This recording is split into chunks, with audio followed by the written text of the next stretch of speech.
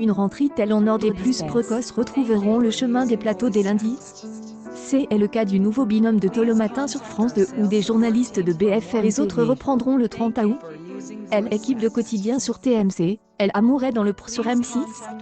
Ou, diffusion le week-end oblige, le 4 septembre. Instar de Laurent Ruquier et lui, Salam dans On est en direct sur la 2. Ces prochaines semaines verront aussi le retour des émissions phares comme The Voice, dans une version All-Star, ou Le meilleur pâtissier, avec une nouvelle animatrice, Marie Portelano, aux commandes, tandis que France 2 degainera le télécrochet The Artist 20 minutes fait le point, non exhaustif, sur les principaux changements et nouveaux pour cette rentrée. La première chaîne ancre sa grille des programmes sur ses fondamentaux et l'agrément des zest événementiel et spectaculaire. La saison anniversaire de Koh-Lanta, 20 ans déjà, aura pour sous-titre La légende et réunira 20 candidats et candidates emblématiques, Claude, Clemens, Tehura, Kumba au fil des épisodes et Saloncan. On espère.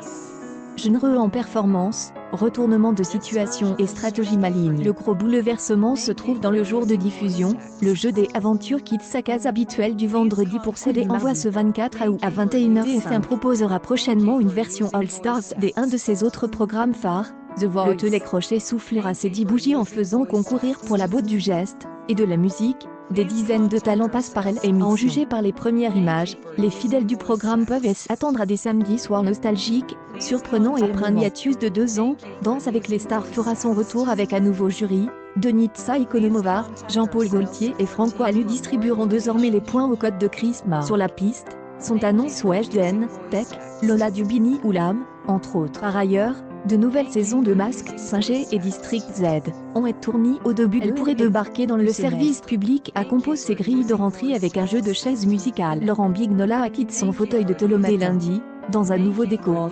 Thomas Soto et Julia Vignali, venus de M6, lui succéderont en semaine tandis qu'un autre binôme sera chargé de l'animation le week-end, Damien Thévenot. Cette dernière quitte donc la quotidienne de France 5 que continuera de présenter, seul, Thomas Isle, jusque le programme passera ensuite en version hebdomadaire, on en reparlera en temps voulu. Agathe Le Caron garde son sitch, et son émission, Les Maternelles, jusqu'ici diffusée sur France 5, qui déménage sur France 2, où elle sera programmée chaque jour de la semaine à 9h30 à 11h20. Toujours sur la 2e chaîne, Bruno Guillon reste en place mais, les aides Amour ayant tiré sa revanche après 26 années d'antenne, il pilotera dès le 23 août, un nouveau jeu, Chacun son tour, mêlant hasard, culture générale et adresse les samedis soirs. Une 2e chaise sera installée au code de Laurent Ruquier dans On est en direct.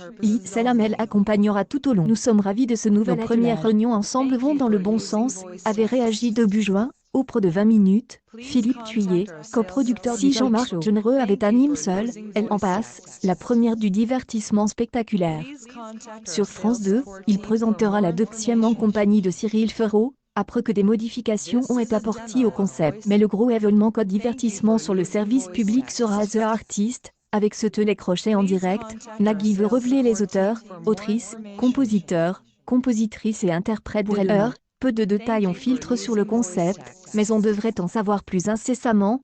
L'émission devrait débarquer tout vite. C'est un peu comme pour TF1, les programmes emblématiques de la 6e chaîne auront la part belle à l'amour et dans le reviendra le 30 août pour une 16e saison de romantisme champêtre. En guise des apéritifs, ce lundi, M6 nous donnera des nouvelles de plusieurs couples et célibataires qui ont fait battre le CA du public via que sont-ils de le mariage de Mathieu et Alexandre, les tourtereaux qui ont marqué la saison précédente. Sera raconte en fil rouge, préparez vos mouchoirs.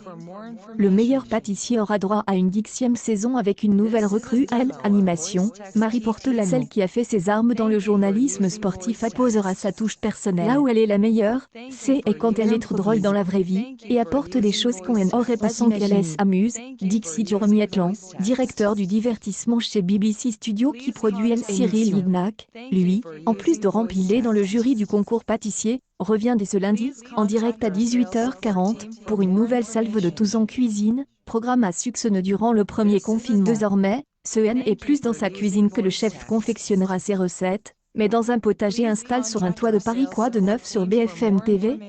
Dès lundi, tous les jours en semaine, Yves Cavaille sera aux manettes de Cavaille 3D sur la tranche 19 à 20h. Les 3D en question sont ceux de décryptage, de bas et direct. Natacha Polony, elle, officiera au code des reliquats de 20 à 21h. Chaque soir, Elle livrera son regard sur Elle Actu, et recevra un ou une invitée. Alain Marchal et Olivier Truchot reformeront quant à eux leur duo sur la tranche 17. Pascal de la Tour du Pin revient sur BFM TV après ses années passées à LCI. Et elle en a fini avec désormais. Elle présentera le Déj Info de 12h à 14h. Centre sur Elle Info de Julien Migaud-Muller reste aux manettes de la première édition, entre 4h30 et 6h qu'il co-présentera désormais avec Pauline Pioche, qui succède à Sophie Neubra. Laurence Ferrari présentera une nouvelle émission de 17h à 18h qui se poursuivra jusqu'à 19h sur Europe 1. Voici Elle, une des illustrations des synergies qui devraient voir le jour entre les deux médias dont Vincent Blanc-Loïst a noté que ces dernières semaines, la radio a vu partir la plupart des voix qui faisaient la personnalité. Le sociologue et essayiste conservateur québécois Mathieu Bocotte cumulera les casquettes de chroniqueur dans plusieurs émissions de la chaîne et des dans Il faut en parler.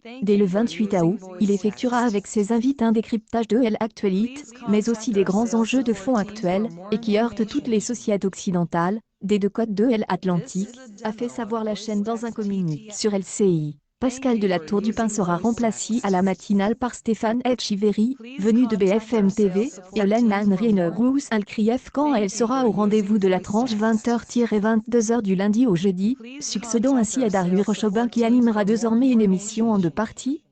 Elle une de 20h à 21h et elle autre de 22h à minuit.